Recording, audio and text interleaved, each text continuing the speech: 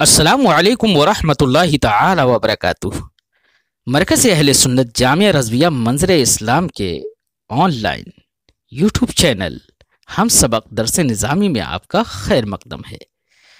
پیارے بچوں، شروع کرتے ہیں اپنی کتاب کافیۃ النحو، اور آپ سے وہی درخواست کہ اگر ابھی تک آپ نے ہمارے اس چینل کو سبسکرائب نہیں کیا ہے تو ضرور سبسکرائب کر لیں اور اپنے ساتھیوں سے بھی شیئر کیا کریں تاکہ سب کو اس سے فائدہ حاصل ہو سکے اور یہ ہمارے لیے آخرت کا سرمایہ بن سکے۔ تو شروع کرتے ہیں کچھ عبارت۔ بسم اللہ الرحمن الرحیم۔ حکم الاسم الممنوع من الصرف۔ حکم الاسم الممنوع من الصرف ان يمنع من التنوین والکسرہ وان يجر بالفتحة نحو مررت بأفضل منه إلا إذا سبقته ال أو أضيف إلى غيره فيجر بالكسرة على الأصل نحو أحسنت إلى الأفضل أو إلى أفضل الناس. وقد يصرف أي ينون ويجر بالكسرة غير مسبوق بأل ولا مضافا، وذلك في ضرورة الشعر كقول السيدة فاطمة بنت الرسول ترثي أباها صلى الله عليه وآله وسلم. ماذا على من شم تربة أحمد ألا يشم مدى الزمان غواليا صبت علي مصائب لو أنها صبت على الأيام صرنا لياليا إلى آخر العبارة۔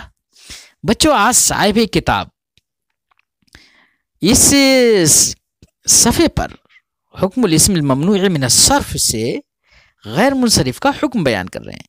آپ سب جانتے ہیں کہ غیر منصرف کا حکم یہ ہے، صاحب کافیہ نے فرمایا اللہ کسرۃ فیہ ولا تنوین، غیر منصرف پر نہ کسرہ آتا ہے اور نہ تنوین آتی ہے، یہ غیر منصرف کا حکم ہے۔ تو جو بھی غیر منصرف ہوگا اس پر تنوین اور کسرہ نہیں آئے گا۔ اب اگر کہیں پر غیر منصرف حالت جری میں بھی ہوگا تو حالت جری میں بھی اب اس پر کسرہ نہ آ کر بلکہ فتحہ آئے گا۔ کیوں یہ کسرہ و تنوین اس پر آتے کیوں ہیں، کیوں نہیں آتے ہیں، اس کی وجہ کیا ہے؟ تو بچوں، آپ جانتے ہیں کہ دیکھیے، ہم نے شروع میں بتایا تھا، جب غیر منصرف کی ہم نے بحث شروع کی تھی تبھی ہم نے بتایا تھا کہ جو اس میں غیر منصرف ہوتا ہے وہ غیر منصرف ہوتا ہے دو علتوں کی بنا پر، وہ دونوں علتیں فرعی ہوتی ہیں۔ جیسے آپ غور کر لیجئے، عدل ہے، عدل معدول عنہ کی فرع ہے، وصف موصوف کی فرع ہے، تانیث مذکر کی فرع ہے، تذکیر کی فرع ہے، معرفہ تنکیر کی فرع ہے۔ کیوں؟ اس لیے کہ پہلے آدمی رجل کہتا ہے نا، اس کے بعد میں اس کو معرفہ بنا کر الرجل کہتا ہے۔ بات سمجھائی نہیں ہے؟ پہلے قائم کہتا ہے، اس کے بعد قائمت کہتا ہے۔ بات سمجھائی؟ تو پہلے آدمی سلاستن کہتا ہے، اس کے بعد میں اس کو معدول کر کے اس کو بعد میں ثلاث کہتا ہے۔ بات سمجھائی؟ اس طریقے سے تمام تر اسباب منع صرف جتنے بھی علل ہیں، علل تسعہ صاحب کافیہ کے قول کے مطابق علل تسعہ میں سے ہر ایک فرعیت ہے۔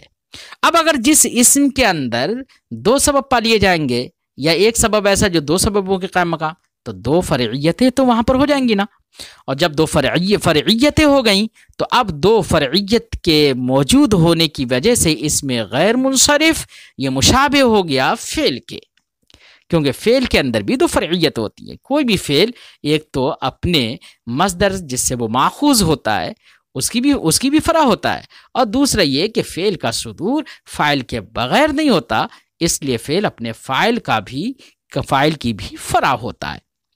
تو فعل کے اندر فرعیتیں ہوتی ہیں دو، ایسی اس میں غیر منصرف میں بھی دو فرعیتیں ہیں، تو ان دو فرعیتوں کی وجہ سے اس میں غیر منصرف کو مشابہت ہو جائے گی فعل کے ساتھ۔ اور بچوں، آپ جانتے ہیں کہ کسرہ اور تنوین یہ اسم کا خاصہ ہے، یہ فعل پر نہیں آتا، یہ دونوں فعل پر نہیں آتے ہیں۔ جب دونوں فعل پر نہیں آتے ہیں تو جس اسم کے اندر دو فرعیتیں ہیں، جس اسم کو فعل سے مشابہت ہو گئی، اہل عرب نے اس اسم پر بھی کسرہ و تنوین داخل نہیں کیے، کیونکہ اس کو مشابہت ہے فعل کے ساتھ فرعیتین کے تحقق میں۔ बात समझ में आ गई बच्चों। इसलिए गैर मुनसरिफ का हुक्म है कि उस पर कसरा और तनवीन नहीं आएगा, लिहाजा इसमें गैर मुनसरिफ हालत जर्री में उस पर फतहा आएगा। फरमाते हैं साहिब किताब, हुक्मुल इस्मिल ममनूअ मिन अस्सर्फ, वो इस्म जो कि मुनसरिफ होने से ममनू हो, यानी जो गैर मुनसरिफ हो, उसका हुक्म यह है अन युमना मिन तनवीन वल कसरा, कि उसको कसरा और तनवीन से महफूज कर दिया जाएगा। व अन युजर्रा बिल फतहती, और उसको हालत जर्री में फतहा दिया जाएगा, जैसे मररतु बिअफ़ज़ल मिन्हु है, तो बिअफ़ज़ल बाहर जार भी दाखिल है अफ़ज़ल पर, लेकिन हालत जर्री में, लेकिन चूंकि गैर मुनसरिफ है इसलिए उस पर फतहा दिया गया। इल्ला इज़ा सबक़तहु अल उज़ीफ़ा, यहाँ से साहिब किताब इल्ला से इस्तिस्ना कर रहे हैं कि गैर मुनसरिफ पर अगर अलिफ लाम दाखिल कर दिया जाए या उस गैर मुनसरिफ की इजाफत किसी दूसरे इस्म की जानिब कर दी जाए, या किसी की जानिब कर दी जाए, किसी गैर की जानिब कर दी जाए, तो इजाफत की सूरत में या अलिफ लाम के दाखिल होने की सूरत में अब गैर मुनसरिफ पर हालत जर्री में कसरा आ जाएगा। बात समझ में आई बच्चों? क्योंकि अलिफ लाम और इजाफत ये माने गैर इंसिराफ है, अब उस पर कसरा आ जाएगा।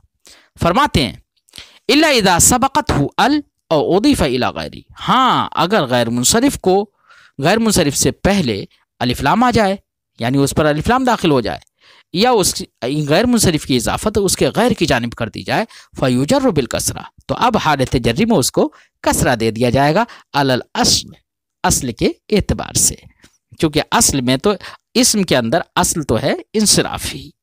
बात समझ आई बच्चों? जैसे मिसाल अहसनतु इलल अफ़ज़ली, तो अल अफ़ज़ल पे अफ़ज़ल इसमें तफजील था, लेकिन अलिफ लाम गैर मुनसरिफ था, लेकिन अलिफ लाम आ गया तो अब कसरा आ गया हालत जर्री में। और या कहा जाए अहसनतु इला अफ़ज़लिन नास, तो यहाँ पर अफ़ज़ल की इजाफत अन्नास की जानिब कर दी गई, तो इजाफत की वजह से यहाँ पर अफ़ज़ल पर कसरा आ गया हालत जर्री में। माना है मैंने अफ़ज़ल के साथ भलाई की, या मैंने लोगों के साथ भलाई की, लोगों में जो अफजल है उसके साथ भलाई की। वक़द युसरफ, अगले साहिब किताब फरमाते हैं कि माक़बल में शर्त तो बता दी कि अगर अलिफ लाम आ जाए या इजाफत हो जाए उसकी गैर की जानिब, तो गैर मुनसरिफ को हालत जर्री में कसरा दे दिया जाता है। बात समझ आई बच्चों? वक़द युसरफ, लेकिन आपके जहन में एक बात यहाँ पर आती होगी कि गैर मुनसरिफ पर कसरा और तनवीन दोनों नहीं आती थी, लेकिन जब अलिफ लाम दाखिल हो गया या इजाफत कर दी गई तो कसरा तो आ गया उस पर, लेकिन तनवीन क्यों नहीं आई? उसकी वजह क्या है? तो उसकी वजह बच्चों ये है। तो इसको समझने के लिए बच्चों हम कुछ तफसील करते हैं। असल में अगर किसी इस्म पर अलिफ लाम दाखिल हो जाए या इजाफत हो जाए उसकी गैर की जानिब, तो नहवियों का उसके मुनसरिफ और गैर मुनसरिफ होने में इख्तिलाफ है। 3 मज़ाहिब हैं बच्चों। कुछ नहवी तो इस बात की तरफ गए हैं कि अलिफ लाम या इजाफत के बाद भी इस्म जो है इस्म गैर मुनसरिफ होगा, और कुछ इस बात की तरफ गए हैं कि वो मुनसरिफ होगा, और कुछ इस बात की तरफ गए हैं कि कभी गैर मुनसरिफ होगा तो कभी मुनसरिफ होगा। जो हजरात इस बात की तरफ गए हैं कि इस्म अलिफ लाम वगैरह के दाखिल होने के बाद या इजाफत होने के बाद मुतलकन मुनसरिफ हो जाएगा, तो उन्होंने उसकी वजह यह बताई कि इस्म गैर मुनसरिफ जो था वो इसलिए था कि फेल के साथ उसको मुशाबहत थी, और अब जब अलिफ लाम दाखिल हो गया या इजाफत हो गई, तो आप जानते हैं बच्चों कि अलिफ लाम या इजाफत का होना ये इस्म का खासा है, तो जहते इसमियत यहाँ पर कवी हो जाएगी, और जहते जो मुशाबहत बिलफ़िल की जो जहत थी वो ज़ईफ़ हो जाएगी। लिहाजा अब इस्म अपनी असल यानी इंसराफ की तरफ लौट आएगा, और जब लौट आएगा तो अब उस पर कसरा दाखिल हो जाएगा। लेकिन फरमाते हैं कि तनवीन अभी भी दाखिल नहीं होगी, क्योंकि तनवीन अलिफ लाम और इजाफत के साथ जमा नहीं होती है। और दूसरे मजहब का खुलासा बच्चों ये है, दूसरे कुछ लोगों ने ये कहा कि अलिफ लाम के दाखिल होने के बाद और इजाफत की सूरत में इस्म गैर मुनसरिफ रहेगा मुतलकन। जब उन्होंने गैर मुनसरिफ मान लिया तो उन्होंने ये कहा कि जो गैर मुनसरिफ पर बिल असालत जो शय ममनू है वो है तनवीन, और कसरा जो साकित होता है गैर मुनसरिफ से, कसरा जो ममनू है وہ تنوین کی تبعیت کی بنا پر ہے۔ تو یہاں پر جب الف لام داخل ہو گیا، یہ اضافت ہو گئی، تو اب فعل کے ساتھ جو مشابہت تھی وہ کمزور ہو گئی، کیونکہ الف لام یا اضافت یہ جہت اسمیت کو قوی کر دیں گی، تو جہت فعل مشابہت فعل ضعیف ہو جائے گی۔ تو مشابہت فعل ضعیف ہوئی ہے، ختم نہیں ہوئی ہے ابھی بھی۔ جب ختم نہیں ہوئی ہے تو اس لیے یہ لوگ کہتے ہیں کہ غیر منصرف تو رہے گا یہ اسم۔ ہاں مشابہت ضعیف ہو گئی تو اب غیر منصرف رہے گا، تو غیر منصرف ہونے کی بنا پر اب تنوین تو نہیں آئے گی، کیونکہ غیر منصرف پر تنوین کا آنا ممنوع ہے بلا صالت۔ ہاں تنوین کے تابع ہو کر کسرہ جو آتا تھا، اب یہ مشابہت ضعیفہ تنوین کے ساقط ہونے میں تو مؤثر ہوگی، تنوین تو نہیں آئے گی، لیکن کسرہ اب آ جائے گا ان کے نزدیک۔ بات سمجھ آئی بچوں؟ تنوین اب بھی نہیں آئے گی ان کے نزدیک۔ تو ان کے نزدیک تنوین الف لام کی وجہ سے نہیں، بلکہ اس وجہ سے کہ غیر منصرف ہے۔ اور پہلے مذہب پر تنوین کیوں نہیں آ رہی تھی؟ الف لام یا اضافت کی وجہ سے۔ اور تیسرا مذہب بچوں یہ ہے کہ کچھ نحویوں نے یہ کہا کہ اگر الف لام یا اضافت کے بعد دو علتیں باقی رہتی ہیں تو اسم غیر منصرف رہے گا، اور اگر دو علتیں باقی نہیں رہتی ہیں یعنی دونوں علتیں مفقود ہو جاتی ہیں یا ایک علت مفقود ہو جاتی ہے تو اسم غیر منصرف نہیں رہے گا، منصرف ہو جائے گا۔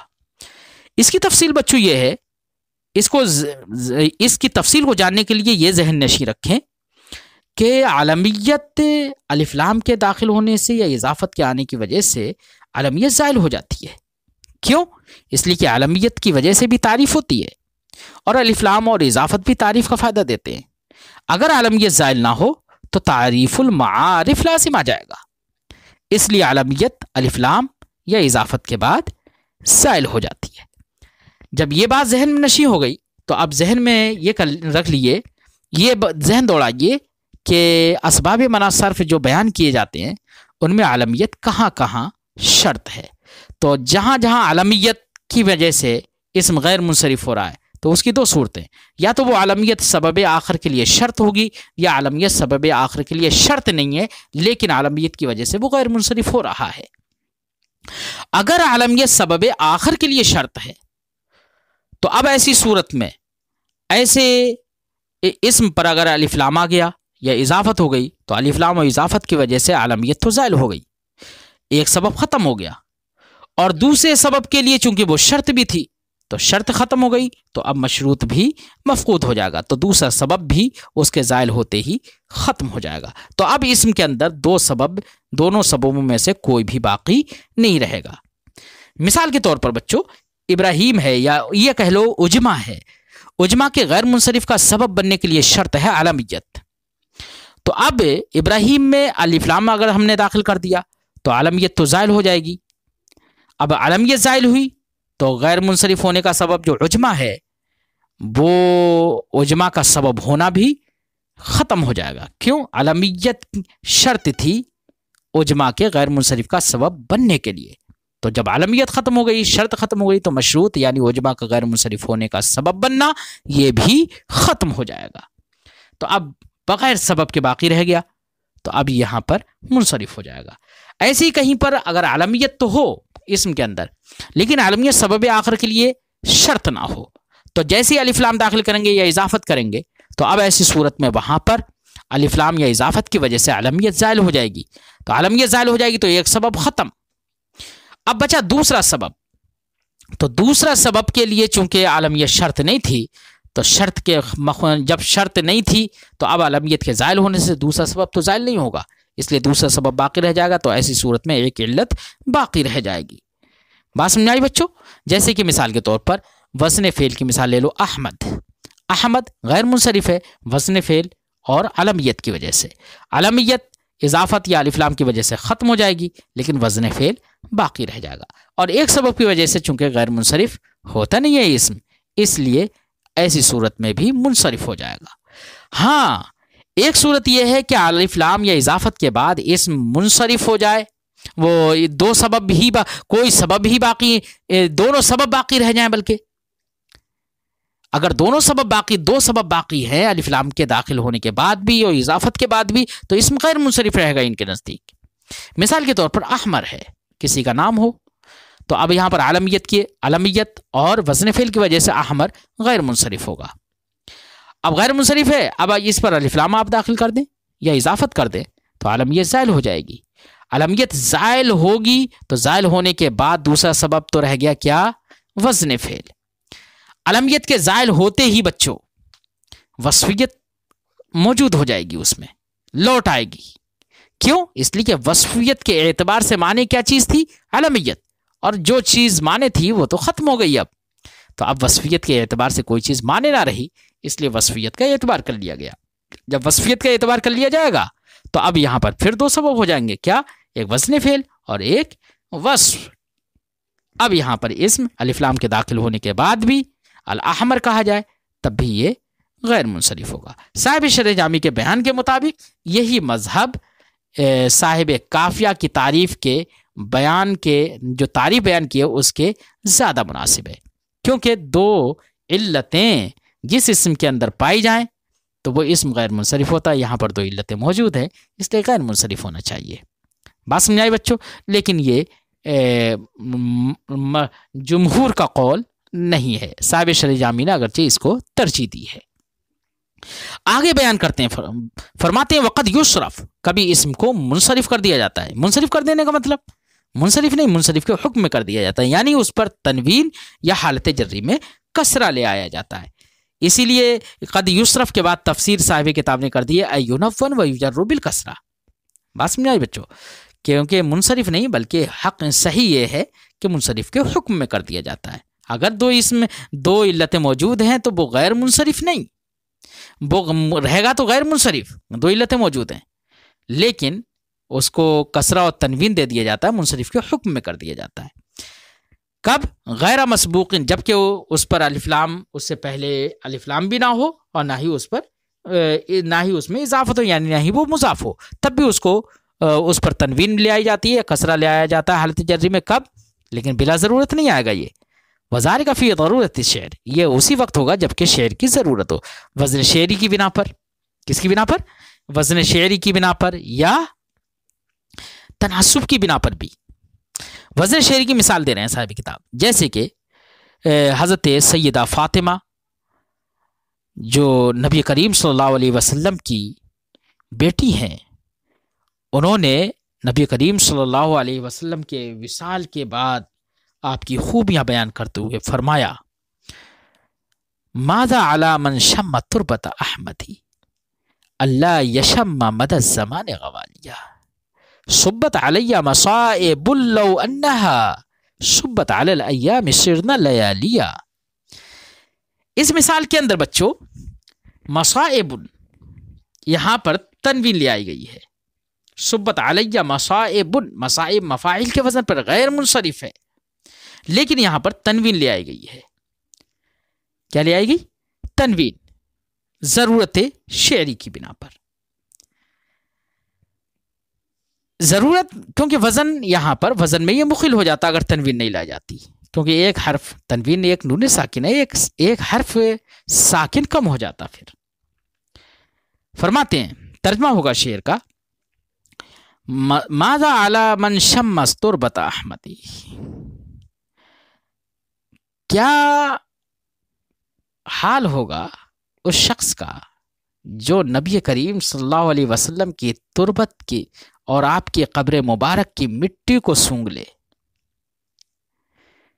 کیا حال ہوگا؟ اللہ یشم مد الزمان غوالیہ، یہ حال ہوگا کہ وہ ایک لمبے زمانے تک مخلوط مشکیں اور خوشبوئیں نہ سونگے، یعنی اس کو خوشبوؤں کے سونگنے کی کوئی ضرورت نہیں ہوگی. غوالیہ، یہ غالیت ان کی جمع ہے بچوں. غالیہ کا معنی ہوتا ہے مخلوط خوشبوئیں. صبت علیہ مصائب لو انہا، مجھ پر اتنی بڑی مصیبتیں ڈال دی گئی ہیں سرکار کے وصال سے. لو انہا صبت علی الایام، اگر وہ مصیبتیں دنوں پر ڈال دی جاتی، سرنا لیالیہ، تو وہ راتوں میں تبدیل ہو جاتے. تو یہاں پر محل استشہاد جو ہے صبت علیہ مصائب، یہ محل استشہاد مصائب، یہاں پر تنوین آئی ہے ضرورت شعری کی بنا پر۔ والمنقوص المستحق المنع من الصرف كجوار وغواش تحذف یاؤہ رفع وجرا وینون۔ ایسی فرماتے ہیں کہ اس میں منقوص جو کہ فواعل کے وزن پر ہو، جو کہ غیر منصرف ہونے کا مستحق ہوتا ہے، اس کو حالت جری اور حالت رفعی میں یا کو حذف کرنے کے بعد تنوین دے دی جاتی ہے۔ تو ہوتا تو وہ غیر منصرف ہے، لیکن حالت رفعی اور حالت جری میں یا کو حذف کر دیا جاتا ہے، کیونکہ یا پر ضمہ دشوار ہوتا ہے، ایسی یا پر کسرہ دشوار ہوتا ہے۔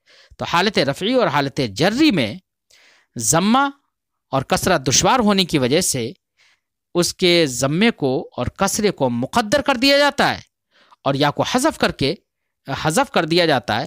تو اب یا کے حذف کرنے کے بعد اس کے عوض میں وہاں پر تنوین لے آئی جاتی ہے۔ تو بچوں، حالت رفعی اور حالت جری میں فواعل کے وزن پر جو اس میں منقوص ہوتا ہے، جیسے کہ جوارن و غواشن، اس کو حالت رفعی اور حالت جری میں جو تنوین آتی ہے وہ تنوین تمکن نہیں ہوتی ہے، بلکہ تنوین عوض ہوتی ہے۔ وہ حالت رفعی اور جری میں بھی غیر منصرف ہوتا ہے، بس فرق اتنا ہوتا ہے کہ حالت نصبی میں فتحہ چونکہ مشکل نہیں ہوتا ہے، دشوار نہیں ہوتا ہے، اس لیے لفظاً اعراب ہوتا ہے وہاں پر، اور حالت رفعی اور حالت جری میں یا پر ضمہ دشوار ہوتا ہے، ایسے یا پر کسرہ بھی دشوار ہوتا ہے، اس لیے حالت رفعی اور حالت جری میں اس کو مقدر کر دیا جاتا ہے، صرف تقدیر ہوتی ہے، اور یا کے بدلے میں یا کو حذف کر کے اس کے بدلے میں تنوین لے آئی جاتی ہے۔ تو اس میں غیر منصرف پر یہاں پر بھی ثقالت اور دشواری کے پیش نظر یا کو حذف کر کے تنوین لے آئی جاتی ہے۔ یہاں پر بھی تنوین اس ضرورت کے پیش نظر آئی ہے۔ فرماتے ہیں والمنقوص المستحق الاسم المنع من الصرف، ایسے وہ اسم منقوص جو کہ غیر منصرف ہونے کا مستحق ہوتا ہے، جیسے کہ جوارن ہے، یہ جاریتن کی جمع ہے، غواشن ہے، یہ غاشیتن کی جمع ہے۔ غواشی ڈھک لینے والی چیزیں، جوارن جاریہ کی جمع، لڑکی کے معنی میں۔ تحذف یاؤہ رفع و جرا، ان کی یا کو حالت رفعی اور حالت جری میں حذف کر دیا جاتا ہے۔ وینون، اور تنوین لے آئی جاتی ہے، جیسے کہا جاتا ہے جاءت جوارن مررت بجوارن، حالت رفعی اور جری دونوں میں، لیکن حالت نصبی میں چونکہ لفظاً فتحہ دیا جاتا ہے، کہا جاتا ہے رأیت جواریہ، رأیت جواریہ فتحہ دیا جاتا ہے۔ ولو سمیت امرأۃ بناجن، اگر کسی عورت کا نام آپ ناجن رکھ دیں، کیا رکھ دیں؟ ناجن رکھ دیں، قلتا آپ کہیں گے جاءت ناجن مررت بناجن، تو یہ ناجن رکھ دیا آپ نے تو یہ غیر منصرف ہے، لیکن حالت رفعی اور حالت جری میں کیا کہیں گے آپ؟ تنوین کے ساتھ۔ وَيَكُونُ الْجَرُّ بِفَتْحَةٍ مُقَدَّرَةٍ عَلَى الْيَاءِ الْمَحْذُوفَةِ، فرماتے ہیں کہ جو یا محذوف ہو گئی ہے، اس یا محذوفہ پر حالت جری میں فتحہ مقدر ہوگا، چونکہ غیر منصرف ہے تو حالت جری میں فتحہ آئے گا، لیکن فتحہ نہ کر کے تنوین لے آ گئے تو اس یا محذوفہ پر حالت جری میں فتحہ مقدر رہے گا۔ کما یکون الرفع بضمۃ مقدرہ علیہا کذالک، جیسے کہ حالت رفعی میں اسی یا محذوفہ پر ضمہ مقدر ہوتا ہے۔ اما فی حالت النصب، رہا حالت نصب میں، فتثبت الیا مفتوحہ، تو یا ثابت رہتی ہے اور مفتوح رہتی ہے، اس پر اعراب لفظی ہوتا ہے، جیسے کہا جاتا ہے رأیت جواریہ و ناجیہ۔ بات سمجھ آ گئی بچوں؟ وقد جاء فی الشعر اثبات یائہ، اب آگے ایک قلیل جو استعمال ہے اس کو بیان کرتے ہیں صاحب کتاب۔ فرماتے وقد جاء فی الشعر اثبات یائہ، اس میں منقوص جو غیر منصرف ہے اس کی یا کے بارے میں جمہور کا قول تو یہی کہ حالت رفعی اور جری میں یا محذوف ہو جاتی ہے اور ضمہ اور فتحہ مقدر ہوتا ہے، لیکن شعر کے اندر چونکہ شعر میں ضرورت ہوتی ہے، اس ضرورت کے پیش نظر شعر میں یا کو ثابت رکھنا بھی آیا ہے، حالت جری میں بھی، اس طور سے کہ حالت جری میں اس پر فتحہ ظاہر کر کے شاعر نے کہا ہے۔ کہتے ہیں کہ قول الفرزدق، جیسے کہ فرزدق کا کہنا، فرزدق ایک شاعر ہے، فرزدق نے اس شعر کے اندر عبداللہ بن ابی اسحاق نحوی جو ہیں ان کو مولا کہہ کر کے ان کی حجو کی ہے۔ یہاں پر شعر کے اندر جو مولا سے مراد ہے وہ مولا العتاق کا مراد ہے۔ کیا مراد ہے؟ مولا العتاق، آزاد کردہ غلام۔ شاعر فرزدق نے کہا ہے، اس کا شعر ہے فلو کان عبد اللہ مولا حجوتہ ولکن عبد اللہ مولا موالیا۔ شعر کا معنی ہے یہاں پر اگر عبداللہ، کون عبداللہ؟ عبداللہ ابن ابی اسحاق نحوی، اگر عبداللہ میرے آزاد کردہ غلام ہوتے یا صرف آزاد کردہ غلام ہوتے تو میں ان کی حجو کرتا، کیونکہ ان کا وہ آزاد کردہ غلام ہے۔ ولیکن عبد اللہ مولا موالیا، لیکن کیا کیا جائے، کیا کر کے حجو کر کے بھی کیا کیا جائے؟ عبداللہ تو آزاد کردہ غلاموں کا غلام ہے، بہت نیچے درجے پر کر دیا، تو اب اس کی حجو کرنے سے بھی تو یعنی کہہ رہا ہے کہ اس کی اب حجو کرنے سے بھی کوئی فائدہ نہیں، تو یہ بھی تو ایک حجو ہے نا، یہ بھی تو ایک برائی ہے کہ اس کو آزاد کردہ غلاموں کے غلاموں میں شمار کر لیا، تو یہ کہنا ہی ایک حجو ہے۔ تو شاعر کا ترجمہ سمجھ میں آ گیا ہوگا، اگر عبداللہ آزاد کردہ غلام ہوتا تو میں اس کی حجو کرتا، لیکن وہ تو آزاد کردہ غلاموں کا غلام ہے۔ تو یہاں پر محل استشہاد جو ہے بچوں وہ ہے لیکن عبداللہ مولا موالیا۔ تو موالیا یہ مولا کا مضاف الیہ ہے، اور مضاف الیہ حالت جری میں ہے، لیکن شاعر نے موالیا یا کو ظاہر کر کے کیا یا پر فتحہ دیا ہے، یا کو ثابت بھی رکھا ہے اور یا پر حالت جری میں فتحہ بھی دیا ہے، تبھی تو یہ اس فتحہ کی مناسبت سے الف اشباع کا آیا ہے۔ اگر کسرہ ہوتا تو اشباع کے لیے یا آتی۔ بس سمجھ میں آئے بچوں؟ یہی محل استشہاد ہے۔ آگے صاحب کتاب فرماتے ہیں وَمِنَ النُّحَاةِ مَنْ يُثْبِتُ يَاءَ الْمَنْقُوصِ الْمَمْنُوعِ مِنَ الصَّرْفِ إِذَا كَانَ عَلَمًا فِي أَحْوَالِهِ ثَلَاثَةٍ، اور کچھ نحوی ایسے بھی ہیں جو اس میں منقوص جو کہ غیر منصرف ہوتا ہے اس کی یا کو ثابت رکھتے ہیں تینوں حالتوں میں۔ کب؟ اذا کان علما، جبکہ اس میں منقوص علم ہو، تو تینوں حالتوں میں یا کو باقی رکھتے ہیں، لیکن جمہور کا مذہب وہ یہ ہے کہ حالت نصبی میں تو یا ثابت رہے گی، حالت جری اور حالت رفعی میں یا کو حذف کر دیا جائے گا۔ جمہور کا مذہب وہی ہے، لیکن کچھ نحویین تینوں حالتوں میں یا کو ثابت رکھتے ہیں بلا ضرورت بھی۔ کب؟ اذا کان علما، جبکہ وہ علم ہو۔ فیقول، تو یہ نحویوں میں یہ نحوی یہ کہتے ہیں جاءت ناجیو رأیت ناجیہ مررت بناجیہ، یہ کہتے ہیں۔ بات سمجھ میں آئی بچوں؟ یا کو ثابت کر کے۔ وعلم، صاحب کتاب فرماتے ہیں وعلم، آپ جان لو کہ جو اس میں منقوص پر جو تنوین آئی ہے نا حالت رفعی اور حالت جری میں، اس کے بارے میں بتاتے ہیں کہ وہ تنوین تمکن نہیں ہے بلکہ وہ تنوین عوض ہے، اس لیے وہ غیر منصرف ہے اسم، اور غیر منصرف پر تنوین تمکن نہیں آتی ہے بلکہ تنوین عوض ہے وہ۔ بات سمجھ آئی؟ اس لیے یہ نہ سمجھ لیں کہ حالت رفعی اور حالت جری میں وہ منصرف ہو گیا ہے، یہ نہ سمجھ لیں۔ فرماتے وعلم، آپ جان لیجئے ان تنوین المنقوص المستحق المنع من الصرف، کہ وہ اس میں منقوص جو کہ غیر منصرف ہونے کا مستحق ہے، اس پر جو تنوین حالت جری یا حالت رفعی میں آئی ہے، انما ہوا تنوین عوض، وہ تنوین عوض ہے۔ کس کے بدلے میں آئی ہے؟ من الیاء المحذوفہ، یا محذوفہ کے بدلے میں۔ لا تنوین و صرف، وہ تنوین صرف نہیں ہے، جیسے کہ اسماء منصرفہ پر تنوین آتی ہے تنوین صرف، وہ تنوین صرف نہیں ہے۔ لأنہ ممنوع منہ، کیونکہ وہ تنوین صرف کیوں نہیں ہے؟ اس لیے کہ وہ غیر ممنوع منہ، وہ صرف سے ممنوع ہے، یعنی وہ اسم غیر منصرف ہے، تو اس پر تنوین صرف نہیں آ سکتی بلکہ وہ تنوین عوض ہے۔ اگلے سبق میں انشاءاللہ ہم صاحب کتاب کے بیان کردہ کچھ فوائد ذکر کریں گے۔ آج کا سبق یہیں پر ختم کرتے ہیں۔ السلام علیکم ورحمۃ اللہ تعالی وبرکاتہ۔